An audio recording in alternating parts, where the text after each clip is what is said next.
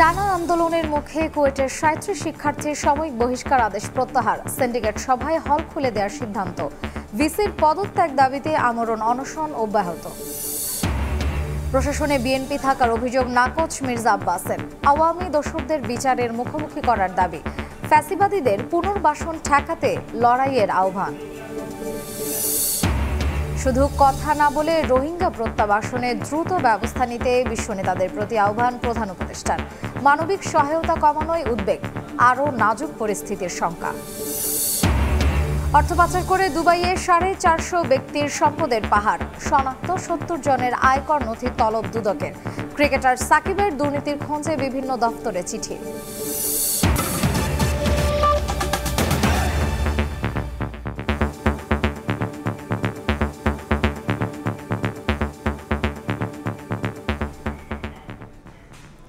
সময় সংবাদের সঙ্গে আছি আমি মার্জিয়া শ্রেয়া। টানা আন্দোলনের মুখে খুলনা প্রকৌশল ও প্রযুক্তি বিশ্ববিদ্যালয়ের ৩৭ শিক্ষার্থীর সাময়িক বহিষ্কারাদেশ প্রত্যাহার করা হয়েছে।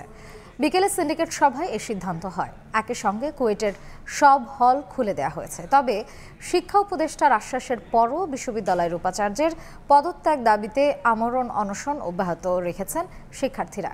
এ ঘটনায় অসুস্থ ৭ শিক্ষার্থীকে হাসপাতালে ভর্তি করা হয়েছে। উপাচার্যের পদত্যাগের দাবিতে তৃতীয় দিনের মতো অনশনে খুলনা প্রকৌশল ও প্রযুক্তি বিশ্ববিদ্যালয়ের শিক্ষার্থীরা। শিক্ষা উপদেষ্টার আশ্বাসে কর্মসূচি প্রত্যাহার করেননি তারা, উল্টো দাবি আদায়ে ক্যাম্পাসে বিক্ষোভ মিছিল বের করেন আন্দোলনকারীরা। বুধবার সকাল 9:45টার দিকে শিক্ষা উপদেষ্টা কুয়েটে গিয়ে শিক্ষার্থীদের সঙ্গে কথা বলেন এবং তাদের দাবি দাওয়া শোনেন। তদন্ত প্রতিবেদন পেলে গত 18 ফেব্রুয়ারি হামলায় জড়িতদের বিরুদ্ধে ব্যবস্থা নেওয়া হবে বলে আশ্বাস করেন শিক্ষা উপদেষ্টা। তারা চাইছে এখনই আমরা কোনো ঘোষণা দেই যার মাধ্যমে তারা যেন অনশন শেষ করতে পারে। আমি তাদেরকে বোঝাতে চেষ্টা করেছি বিশ্ববিদ্যালয় পরিচালনার জন্য নির্দিষ্ট আইন রয়েছে এবং সেই আইনের মধ্যে থেকেই আমাদের যে ইনকোয়ারি কমিটি, অত্যন্ত কম্পিটেন্ট ইনকোয়ারি কমিটি, তারা সেই আইনের মধ্যে থেকেই তারা সুপারিশ করবেন বলে আমরা আশা করছি এবং সুপারিশটা পাওয়ার সাথেই আমরা চেষ্টা করব যত দ্রুত সেটা কার্যকর করা যায়। তবে উপদেষ্টার কথায় আশ্বস্ত না হয়ে কুয়েট উপাচার্য পদত্যাগ না করা পর্যন্ত অনশন চালিয়ে যাওয়ার ঘোষণা দেন শিক্ষার্থীরা। আপনারা আমাদের পদত্যাগপত্র অথবা ওনাকে অপসারণ করা হয়েছে এই কাগজটা এনে দেন, আমরা একটু পানি খেতে চাই, আমাদের অনেক তৃষ্ণা পাইছে।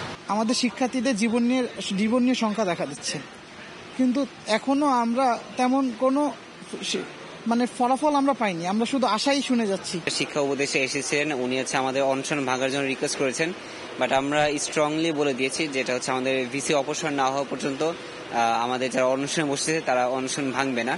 এদিকে চাপ দিয়ে উপাচার্যকে অপসারণ করা হলে তা মেনে নেওয়া হবে না বলে সাফ জানিয়ে দিয়েছে কুয়েট শিক্ষক সমিতি। সংবাদ সম্মেলন করে শিক্ষার্থীদের আবারও আলোচনার আহ্বান জানান তারা।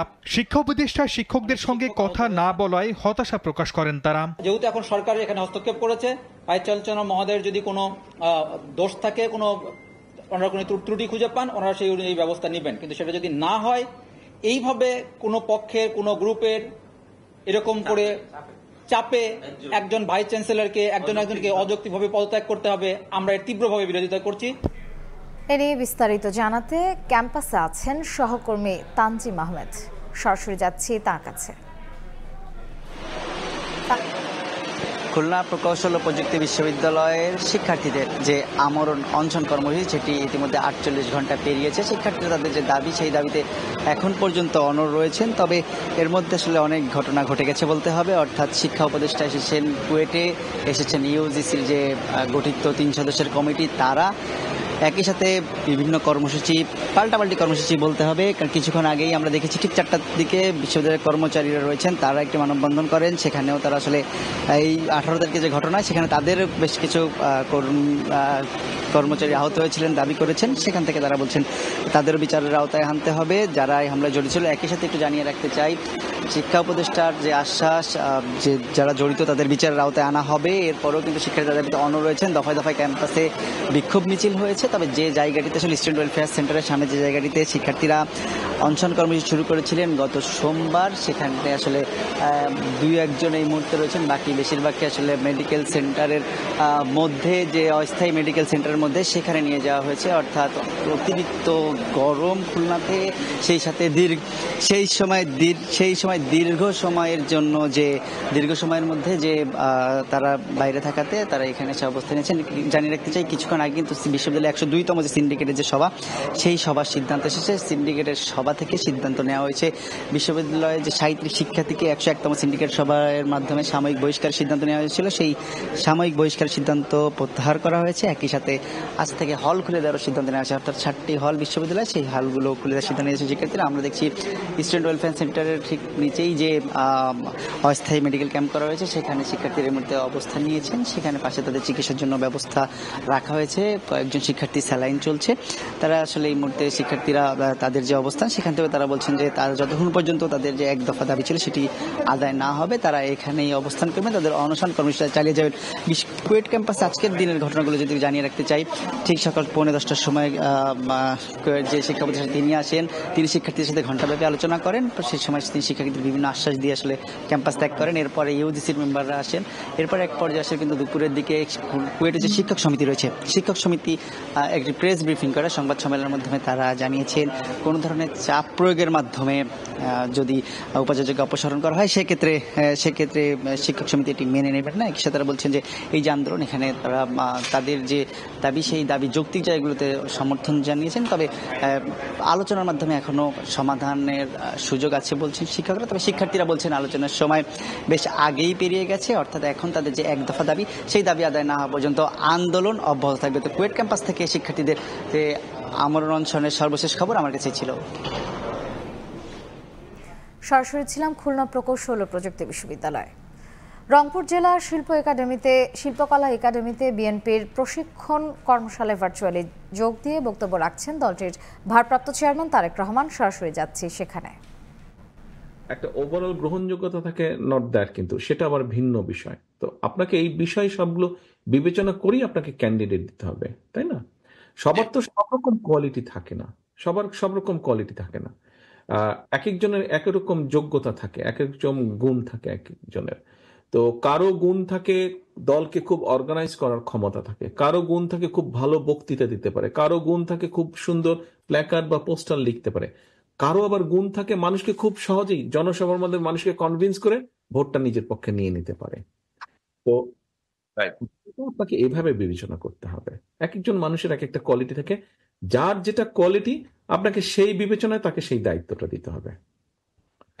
ধন্যবাদ। নীলফামারী জেলা, নীলফামারী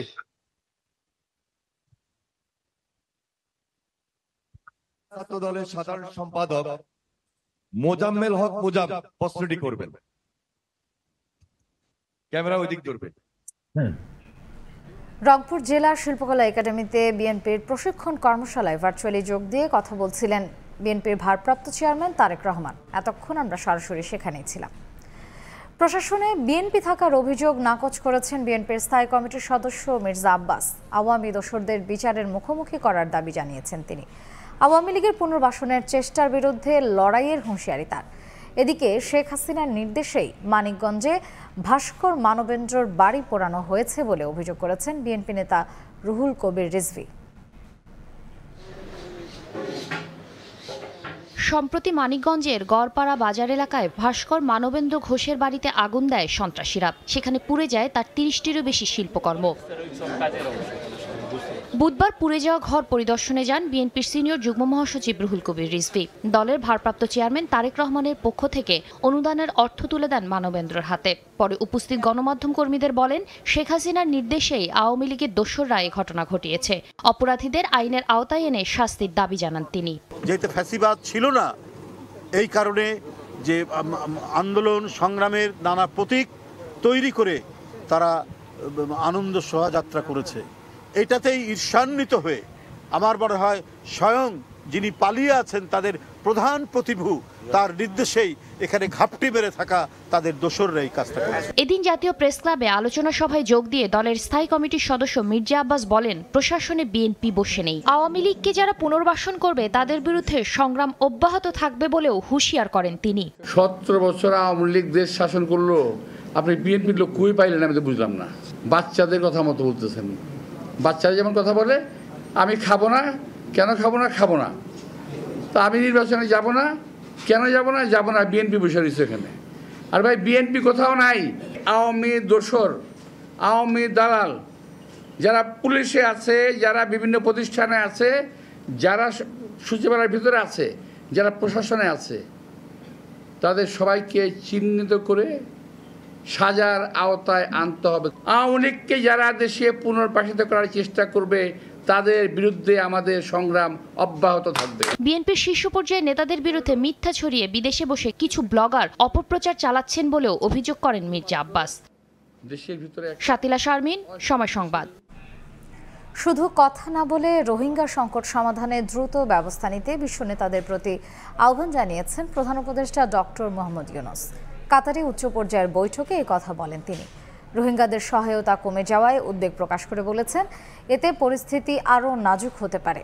রোহিঙ্গা প্রত্যাবাসনে দেরি হলে হুমকির মুখে পড়তে পারে আঞ্চলিক স্থিতিশীলতা। কাতারে আর্থনা সম্মেলনে যোগ দিয়ে ব্যস্ত সময় কাটাচ্ছেন প্রধান উপদেষ্টা ডক্টর মোহাম্মদ ইউনূস। সম্মেলনের দ্বিতীয় দিন সাইড লাইনে রোহিঙ্গা সংকট নিয়ে আলোচনায় অংশ নেন তিনি। কাতার চ্যারিটি ফাউন্ডেশনের প্রধান নির্বাহী দেশটির আমিরের বোন শেখ হিন্দা বিনতে হামাদ আল থানির আয়োজনে অংশ নেন গাম্বিয়ার পররাষ্ট্রমন্ত্রী সহ ঊর্ধ্বতন কর্মকর্তারা। প্রধান অতিথির বক্তব্যে ডক্টর মোহাম্মদ ইউনূস বলেন, রোহিঙ্গা সংকট শুধু মানবিক সমস্যা নয়, সামাজিক, অর্থনৈতিক, রাজনৈতিক এবং পরিবেশগত বহুমাত্রিক চ্যালেঞ্জ রয়েছে। শরণার্থী হিসেবে দীর্ঘ অবস্থান রোহিঙ্গাদের হতাশা বাড়াচ্ছে, ফলে নানা রকম অপরাধমূলক কর্মকাণ্ডে জড়াচ্ছেন তারা। দ্রুত প্রত্যাবাসন না হলে এই সংকট পুরো অঞ্চলকে অস্থিতিশীল করে তুলবে বলে শঙ্কা প্রকাশ করেন প্রধান উপদেষ্টা। রোহিঙ্গাদের জন্য আন্তর্জাতিক সম্প্রদায়ের সহায়তা কমে যাওয়ায় উদ্বেগ প্রকাশ করে অধ্যাপক ইউনূস বলেন, এতে পরিস্থিতি আরও নাজুক হবে। রোহিঙ্গা ইস্যু থেকে বিশ্ব সম্প্রদায়ের নজর সরে যাওয়াকে দুঃখজনক আখ্যা দিয়ে শুধু কথা নয়, প্রত্যাবাসনে কার্যকর উদ্যোগ নেওয়ার আহ্বান জানান প্রধান উপদেষ্টা। পরে প্রধান উপদেষ্টার প্রেস সচিব বৈঠককে সফল আখ্যা দিয়ে বলেন, ভুলে যাওয়া রোহিঙ্গা ইস্যুকে নতুন করে আন্তর্জাতিক পর্যায়ে আলোচনায় নিতে তৎপরতা চালাচ্ছেন ডক্টর মোহাম্মদ ইউনূস। রোহিঙ্গা ক্রাইসিসটা গ্লোবাল যে ডিসকাশনের ম্যাপের থেকে আসলে দূরে চলে গিয়েছে। এতগুলো লোক সাফার করছে, এটা গ্লোবাল পৃথিবীর মানে একটা বড় রকমের একটা হিউম্যানিটেরিয়ান ক্রাইসিস, এবং এটা যে একটা রিজিওনাল ক্রাইসিসের রূপ নিতে পারে এবং এটার থেকে যে একটা বড় রকমের সিকিউরিটি সমস্যা তৈরি হতে পারে, এই জিনিসটা উনি বারবার জানাতে চাচ্ছেন। খুবই আমি বলবো যে সফল একটা প্রোগ্রাম ছিল। প্রেস সচিব জানান, সেপ্টেম্বরে রোহিঙ্গা ইস্যুতে জাতিসংঘ একটি আন্তর্জাতিক সম্মেলনের আয়োজন করবে, যেখানে অংশ নেবে 170টি দেশ। নাজমুস সালেহী, সময় সংবাদ। জুলাই আগস্ট হত্যা মামলার আসামি ধরতে লাগবে না ঊর্ধ্বতন কর্তৃপক্ষের অনুমতি। পাশাপাশি ডিএমপির সার্কুলার স্থগিত করেছেন হাইকোর্ট। সকালে বিচারপতি ফাতেমা নজিব ও বিচারপতি শিকাদার মাহমুদ রাজির হাইকোর্ট বেঞ্চ এই আদেশ দেন। একই সঙ্গে ডিএমপির সার্কুলার কেন অবৈধ ঘোষণা করা হবে না জানতে চেয়ে রুল জারি করা হয়েছে। রিটটি দায়ের করেন সুপ্রিম কোর্টের আইনজীবী জসিম উদ্দিন।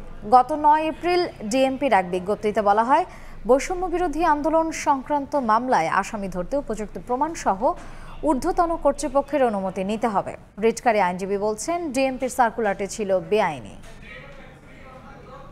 ফৌজদারি অপরাধে অভিযুক্ত ব্যক্তিরা আইনের আশ্রয় আসবেন, এটাই হচ্ছে আইনের শাশ্বত নিয়ম। তাদেরকে এক ধরনের বিশেষ সুবিধা প্রদান করা হয়েছে প্রচলিত ফৌজদারি ব্যবস্থা এবং ফৌজদারি আইনের বাইরে গিয়ে। যেটা আমরা আদালতকে বলেছি যে এই আদেশটি সম্পূর্ণভাবে আমাদের সংবিধানের সঙ্গে সাংঘর্ষিক, সম্পূর্ণভাবে আমাদের সিআরপিসির সঙ্গে সাংঘর্ষিক, সম্পূর্ণভাবে আমাদের দেশে পুলিশ রেগুলেশনস অফ বেঙ্গলের সঙ্গে সাংঘর্ষিক। আওয়ামী লীগের বিচার ও রাজনীতি নিষিদ্ধ, সংস্কার এবং গণপরিষদ নির্বাচনের দাবিতে উত্তরায় বিক্ষোভ মিছিল করছে জাতীয় নাগরিক পার্টি। সেখানে আছেন রিপোর্টার হাসান ওয়ালি, সরাসরি যাচ্ছি তার কাছে। আওয়ামী লীগের বিচার এবং গণহত্যার বিচারের দাবিতে আজকে জাতীয় নাগরিক পার্টি উত্তরা জোনের আয়োজনে বিক্ষোভ মিছিল পূর্ব যে সমাবেশ সেটি অনুষ্ঠিত হচ্ছে। আমরা এখন রয়েছি উত্তরা বিএনএ সেন্টারের সামনে। এই উত্তরা সড়কে যারা এই জুলাই আগস্ট আন্দোলনে গণ অভ্যুত্থানে যারা রাজপথে ছিলেন তারা অংশ নিয়েছেন, শিক্ষার্থীরা যেমন রয়েছেন, নাগরিক যারা বিভিন্ন পেশাজীবী তারা অংশ নিয়েছেন। আমরা এনসিপির কেন্দ্রীয় নেতৃবৃন্দকেও দেখতে পাচ্ছি, যুগ্ম আহ্বায়ক সরত তুষার রয়েছেন, যুগ্ম সদস্য সচিব আকরাম হোসেন রয়েছেন এবং স্থানীয় উত্তরা জোনে যেসব নেতৃবৃন্দ রয়েছেন তারা উপস্থিত রয়েছেন। আমরা যেমন তাদের ব্যানারে দেখছি আওয়ামী লীগের বিচার ও রাজনৈতিক কার্যক্রম নিষিদ্ধ, সংস্কার এবং গণপরিষদ নির্বাচনের দাবিতে বিক্ষোভ মিছিল পূর্ববর্তী সমাবেশ সেটি এই মুহূর্তে অনুষ্ঠিত হচ্ছে। নাগরিক পার্টি যেমন রয়েছে, একই সঙ্গে গণতান্ত্রিক ছাত্র সংসদের ব্যানারে শিক্ষার্থীদেরকেও আমরা দেখছি।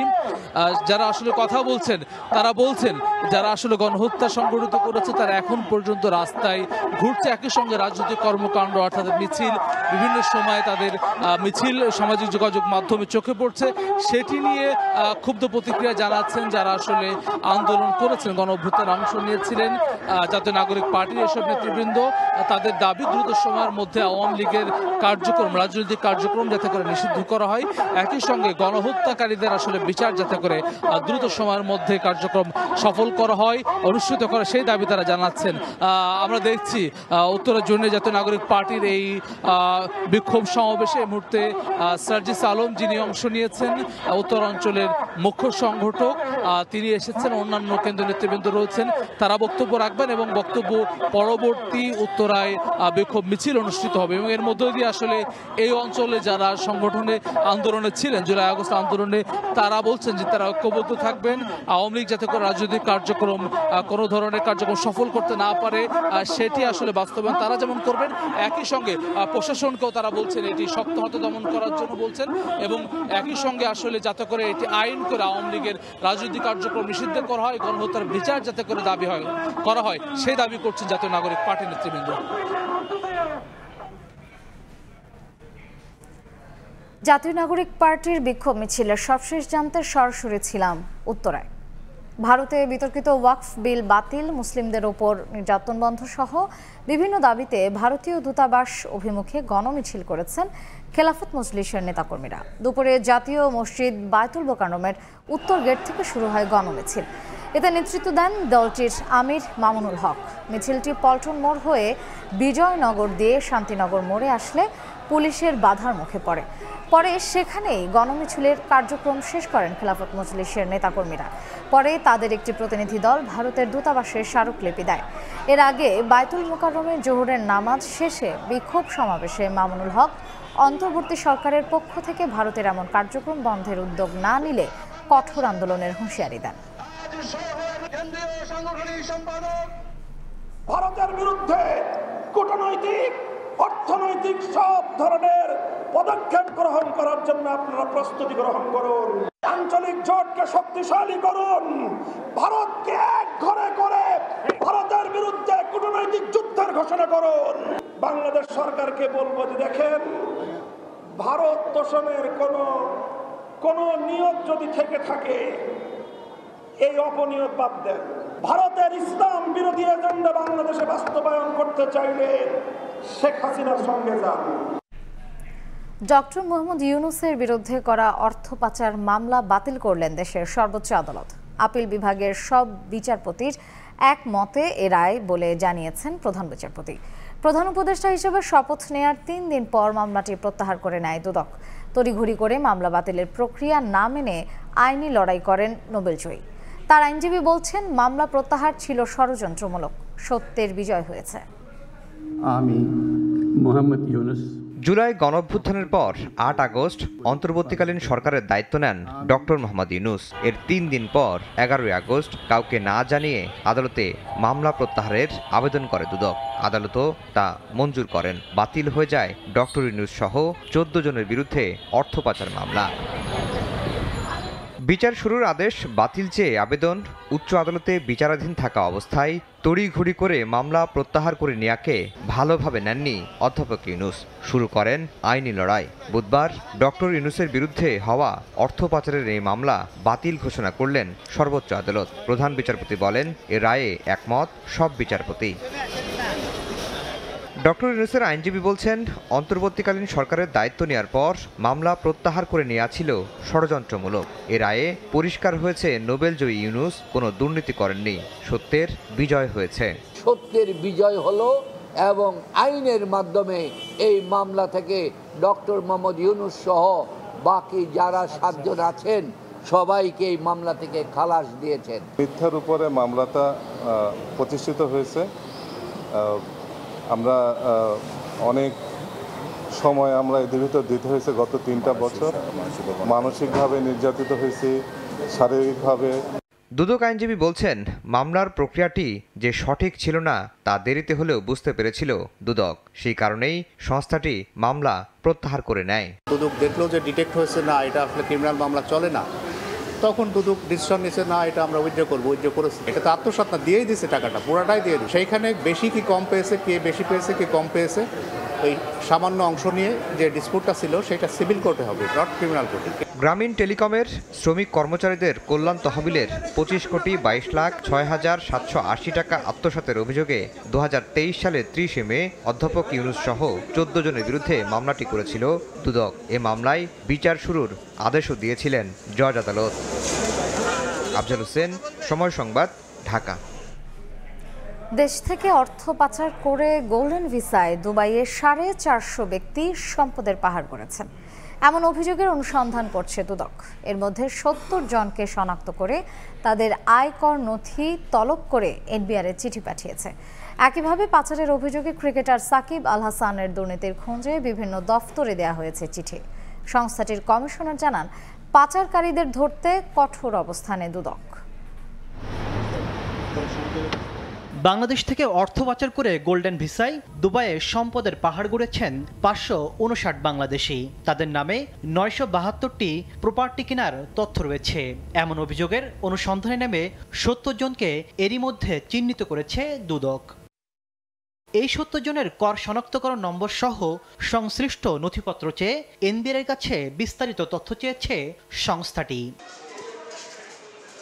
একইভাবে অর্থ পাচার ও শেয়ার কেলেঙ্কারির অভিযোগে ক্রিকেটার সাকিব আল হাসানের তথ্য চেয়ে সিকিউরিটি অ্যান্ড এক্সচেঞ্জ কমিশন সহ বিভিন্ন দফতরে চিঠি পাঠিয়েছে দুদক। অনুসন্ধান কার্যক্রম আমাদের যে টিম গঠন করা হয়েছে তারা এই সংক্রান্ত দালিলিক প্রমাণাদি সংগ্রহের জন্য যা যা করণীয় সবই করবেন। দুদক কমিশনার জানান, পাচার হওয়া অর্থ ফেরাতে আইনের সব ধাপ ব্যবহার করা হচ্ছে।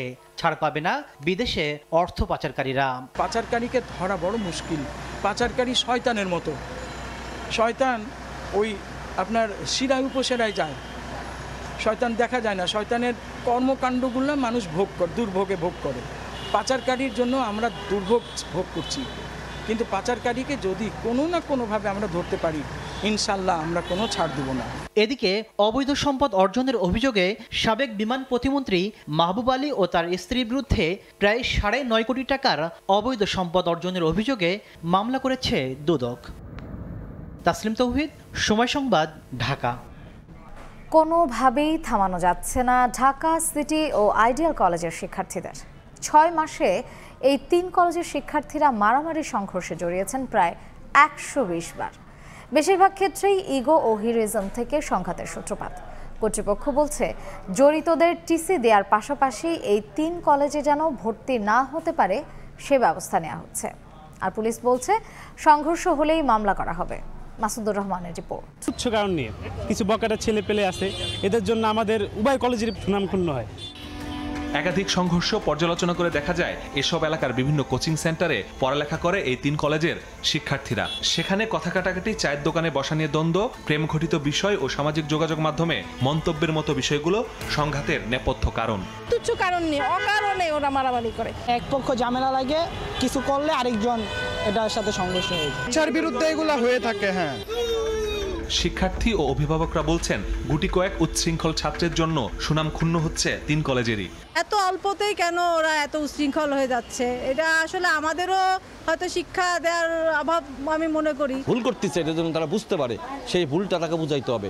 এতে নিরাপত্তাহীনতায় 3 কলেজ এলাকার বাসিন্দারা, ক্ষতির মুখে ব্যবসায়ীরাও। পারামারে তারা ইট পাটকেল সরে, আমরা যারা হাটে আমাদের রিক্সের উপর আমরা যাই। 3টা থানার সমন্বয়ে তারা যদি যথেষ্ট ভূমিকা নিত, এটা একটা সমাধান সুষ্ঠুভাবে হইতো। তিক্ততার পর্যায়ে চলে গেছে এটা। যাদের দায়িত্ব এখন আইন শৃঙ্খলা নিয়ন্ত্রণ করা এবং পাবলিককে সিকিউর করা, তাদের নিরাপত্তা, তাদের জানমাল, তাদের স্বাভাবিক চলাফেরা, আমি মনে করি এই সরকারকে এখন এই কাজগুলো করতে হবে। কলেজ কর্তৃপক্ষ বলছে শিক্ষার্থীদের মারামারি বন্ধে 3 কলেজ মিলে কমিটি গঠন করে নিয়মিত টহল দেয়া হচ্ছে। তদন্তে দোষী হলে নেওয়া হচ্ছে কঠোর ব্যবস্থা।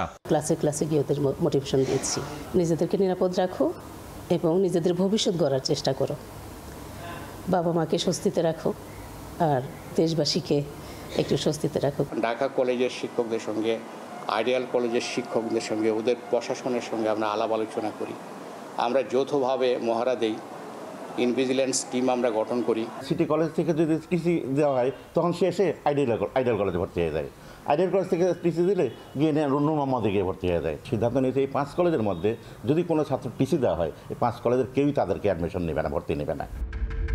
পুলিশ বলছে প্রতি মাসে ঢাকা কলেজ 7 থেকে 8টি, সিটি কলেজ 6 থেকে 7টি আর আইডিয়াল কলেজ 5 থেকে 6টি মারামারি সংঘর্ষে জড়াচ্ছে। মিছিলে যারা থাকে অনেকে কিন্তু জানেও না যে কি কারণে তারা আসছে, রাস্তায় কি কারণে আসছে, কি কারণে তারা পরস্পরের সাথে মারামারি লাগছে। নিজস্ব উদ্যোগে কিন্তু আমরা 2-3টা মামলা নিয়েছি, যেন এটা পরবর্তীতে এই মামলার ভয়ে হলেও যেন তারা একটু শান্ত হয় আর কি। শিক্ষার্থীদের সংঘর্ষ থামাতে কাজ করছে সেনাবাহিনীও। মাসুদুর রহমান, সময় সংবাদ, ঢাকা।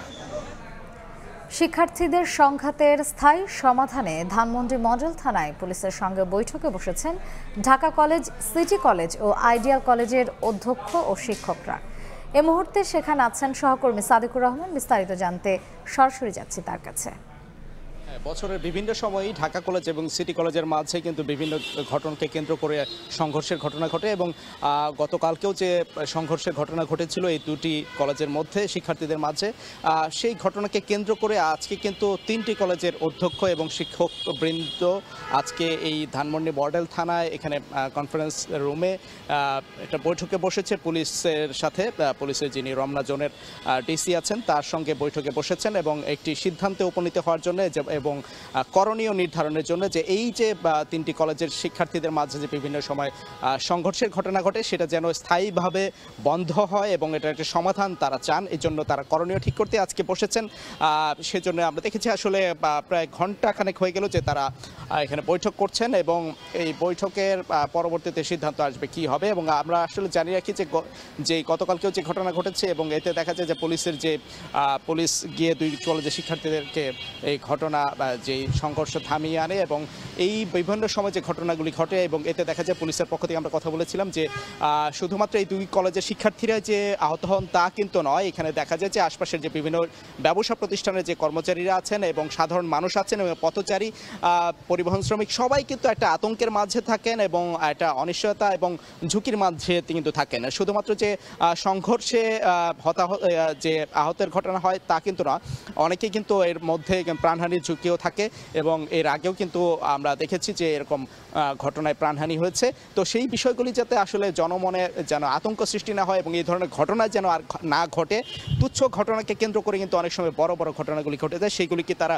পর্যালোচনা করছেন এবং সবগুলি দেখে এই শিক্ষকদের প্রতিনিধি এসেছেন এবং অধ্যক্ষরা এসেছেন, তারা কিন্তু একসাথে বসেছেন। আমরা দেখেছি যে বসে এটা করণীয় নির্ধারণ করবেন। তবে এখানে কিন্তু আমরা কোনো ছাত্র প্রতিনিধিকে আমরা দেখিনি, তবে এটা শেষে কিন্তু সাংবাদিকদের ব্রিফ করবেন পুলিশের পক্ষ থেকে এবং শিক্ষক বৃন্দের পক্ষ থেকে অধ্যক্ষরা ব্রিফ করবেন।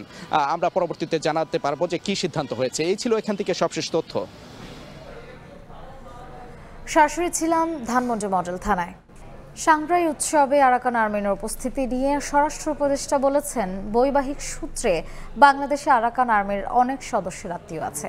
উৎসবের ভিডিও যেভাবে এসেছে তা সত্য নয়, তবে দেশের সীমান্ত সুরক্ষিত আছে। দুপুরে চট্টগ্রাম সার্কিট হাউসে আইনশৃঙ্খলা বাহিনীর সঙ্গে মতবিনিময় সভা শেষে সাংবাদিকদের প্রশ্নের জবাবে এ কথা বলেন স্বরাষ্ট্র উপদেষ্টা। আগের তুলনায় পাহাড় অনেক শান্ত আছে জানিয়ে বলেন, ছোটখাটো অপহরণ সমতলেও হচ্ছে, পাহাড়েও হচ্ছে, তবে অন্য এলাকার চেয়ে পাহাড়ি এলাকা হওয়ায় চট্টগ্রামের সন্ত্রাসীরা সহজে গা ঢাকা দেয়। অপরাধীদের দ্রুত গ্রেফতারের নির্দেশ দেন স্বরাষ্ট্র উপদেষ্টা। আরাকান আর্মি কিন্তু এক্ষেত্রে ফাইট করতেছে অনেক দিন যাবত।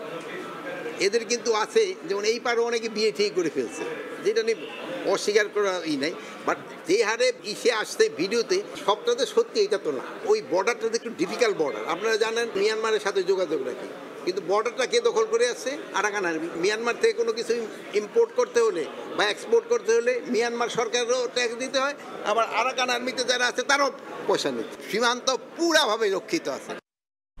শব্দদূষণ নিয়ন্ত্রণের সামাজিক আন্দোলন গড়ে তুলতে হবে উল্লেখ করে বন ও পরিবেশ উপদেষ্টা বলেছেন, একদিনে এ সমস্যার সমাধান করা না গেলেও এখন থেকে প্রক্রিয়া শুরু করলে দূষণ নিয়ন্ত্রণ করা সম্ভব। সকালে আগারগাঁওয়ে পরিবেশ অধিদপ্তরে আয়োজিত কর্মশালায় এ কথা বলেন তিনি। এছাড়াও শব্দদূষণ নিয়ন্ত্রণে আচরণগত এবং মনস্তাত্ত্বিক পরিবর্তন জরুরি বলেও মন্তব্য করেন তিনি। সৈয়দা রিজওয়ানা হাসান আরও বলেন, বর্ষবরণে আতশবাজির জন্য 2-1টি স্থান নির্ধারিত করা হবে, এতে করে শব্দদূষণ নিয়ন্ত্রণ করা যাবে। একই সঙ্গে শব্দদূষণ নিয়ন্ত্রণে সবাইকে নিজ নিজ জায়গা থেকে সচেতন হওয়ার আহ্বান জানান উপদেষ্টা। এক্সকাভেটর দিয়ে গুঁড়ি দেওয়া হচ্ছে বহুতল ভবন। মোহাম্মদপুরের কাটাসুর খাল দখলমুক্ত করতে অভিযান চালাচ্ছে ঢাকা উত্তর সিটি কর্পোরেশন। অবৈধ স্থাপনা উচ্ছেদের সময় স্থানীয়দের সঙ্গে বাকবিতণ্ডা হয় সংশ্লিষ্টদের।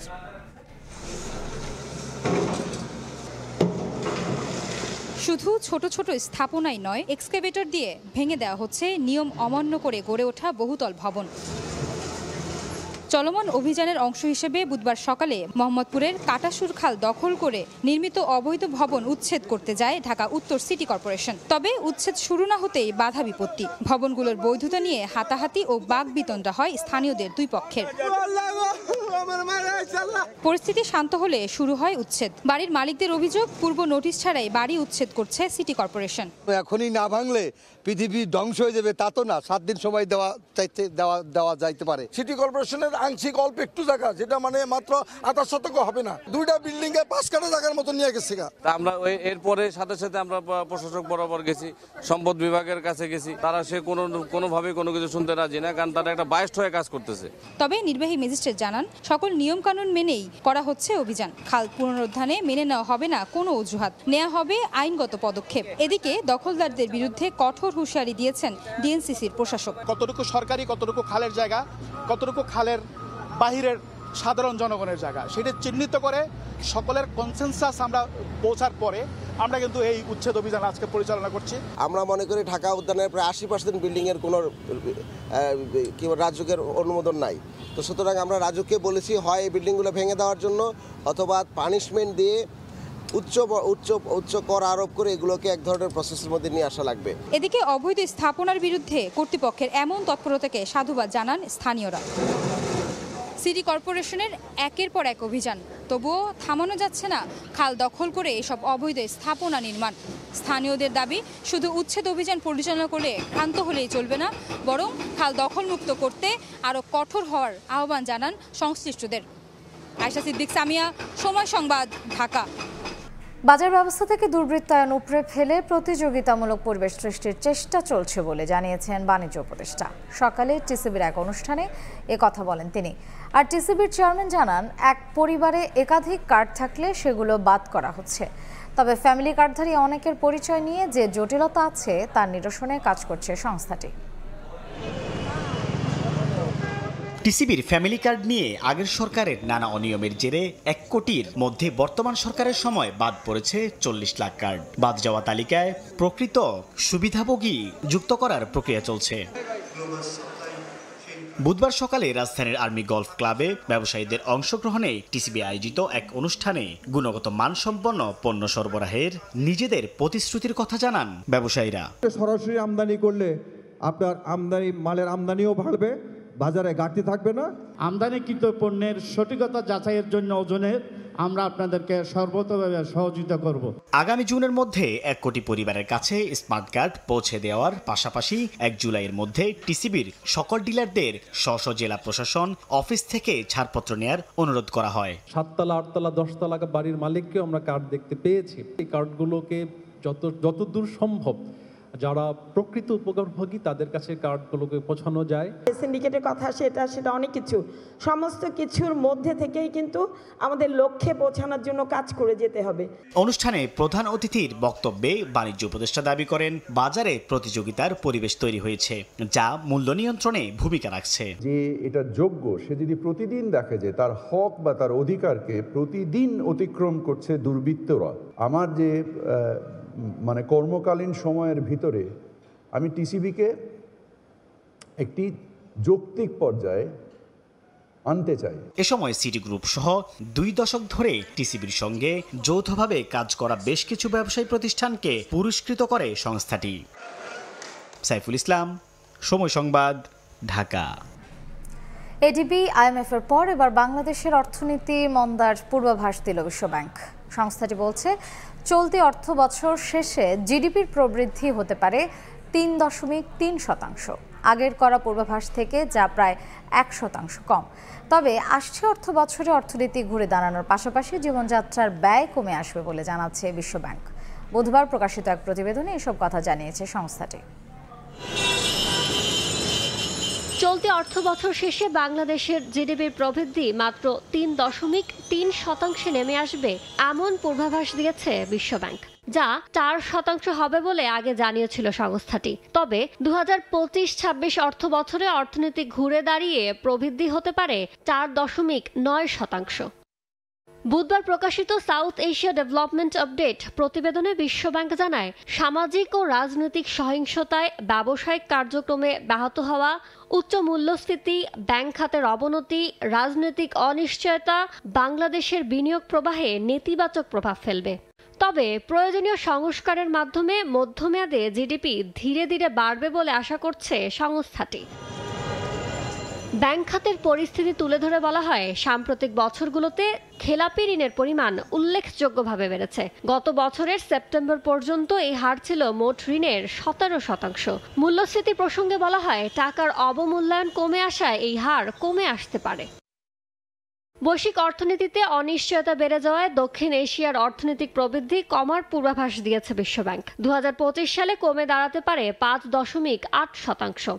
এমন প্রেক্ষাপটে রাজস্ব সংগ্রহ বাড়ানোই ভবিষ্যতের ঝুঁকি মোকাবেলায় অর্থনীতিকে আরও সহনশীল করতে সহায়ক হতে পারে বলে মত সংস্থাটির। ইয়ানুর শিফাত, সময় সংবাদ। জম্মু কাশ্মীরের জনপ্রিয় পর্যটন এলাকা পেহেলগামে ভয়াবহ হামলায় 26 জন নিহতের ঘটনায় ভারত জুড়ে নেমেছে শোকের ছায়া। কাশ্মীরে বিরাজ করছে থমথমে পরিস্থিতি। নিরাপত্তা জোরদারের পাশাপাশি বন্ধ করা হয়েছে বিভিন্ন সড়ক। আতঙ্কে কাশ্মীর ছাড়তে শুরু করেছেন পর্যটকরা। বুধবার ঘটনাস্থল পরিদর্শন ও নিহতের স্বজনদের সঙ্গে দেখা করেন ভারতের স্বরাষ্ট্রমন্ত্রী অমিত শাহ। হামলার দায় স্বীকার করেছে লস্কর-ই তাইয়েবা সংশ্লিষ্ট TRF নামের একটি সংগঠন। জম্মু কাশ্মীরের পেহেলগামের সন্ত্রাসী হামলার একদিন পর বুধবার সকালে ঘটনাস্থলে ছুটে যান কেন্দ্রীয় স্বরাষ্ট্রমন্ত্রী অমিত শাহ। দেখা করেন নিহতদের স্বজনদের সঙ্গে। এ সময় কান্নায় ভেঙে পড়েন অনেকে। স্বরাষ্ট্রমন্ত্রীর কাছে হামলার দৃষ্টান্তমূলক বিচারের দাবি করেন তারা। স্বজন হারানোর বেদনায় বাকরুদ্ধ কেউ কেউ। পরে নিহতদের প্রতি শ্রদ্ধা জানান অমিত শাহ। হামলায় নিহতদের একটি তালিকা প্রকাশ করেছে স্থানীয় প্রশাসন। এতে দেখা যায় বেছে বেছে কেবল পুরুষদেরকেই হত্যা করা হয়েছে। এদের মধ্যে গুজরাট, কলকাতা, কর্ণাটক, মুম্বাই, ওড়িশা, বিহার সহ বিভিন্ন রাজ্যের বাসিন্দা রয়েছেন। একজন রয়েছেন নেপালের। স্থানীয় বাসিন্দা রয়েছেন একজন। ভয়াবহ এই হামলার পর জম্মু কাশ্মীর জুড়ে বিরাজ করছে থমথমে অবস্থা। জীবনের ঝুঁকির ভয়ে উপত্যকা ছাড়তে শুরু করেছেন পর্যটকরা। তাদের চোখে মুখে আতঙ্কের ছাপ। কাশ্মীরে নিরাপত্তা জোরদারের পাশাপাশি বসানো হয়েছে তল্লাশি চৌকি। বন্ধ করে দেওয়া হয়েছে বিভিন্ন সড়ক। আমাদের অনুভূতি ব্যক্ত করার কোনো ভাষা নেই। আমরা কাশ্মীরে আরো 2 দিন থাকার পরিকল্পনা করেছিলাম, তবে এখন আমরা আমাদের ভ্রমণ বাতিল করে ফিরে যাচ্ছি। এ পর্যায়ে শীর্ষ সংবাদগুলো জানিয়ে দিচ্ছি আরেকবার। টানা আন্দোলনের মুখে কুয়েটের 37 শিক্ষার্থীর সাময়িক বহিষ্কারাদেশ প্রত্যাহার। সিন্ডিকেট সভায় হল খুলে দেওয়ার সিদ্ধান্ত। ভিসির পদত্যাগ দাবিতে আমরণ অনশন অব্যাহত। প্রশাসনে বিএনপি থাকার অভিযোগ নাকচ মির্জা আব্বাসের। আওয়ামী দোসরদের বিচারের মুখোমুখি করার দাবি। ফ্যাসিবাদীদের পুনর্বাসন ঠেকাতে লড়াইয়ের আহ্বান। এবং শুধু কথা না বলে রোহিঙ্গা প্রত্যাবাসনে দ্রুত ব্যবস্থা নিতে বিশ্ব নেতাদের প্রতি আহ্বান প্রধান উপদেষ্টার। মানবিক সহায়তা কমানোয় উদ্বেগ, আরও নাজুক পরিস্থিতির শঙ্কা।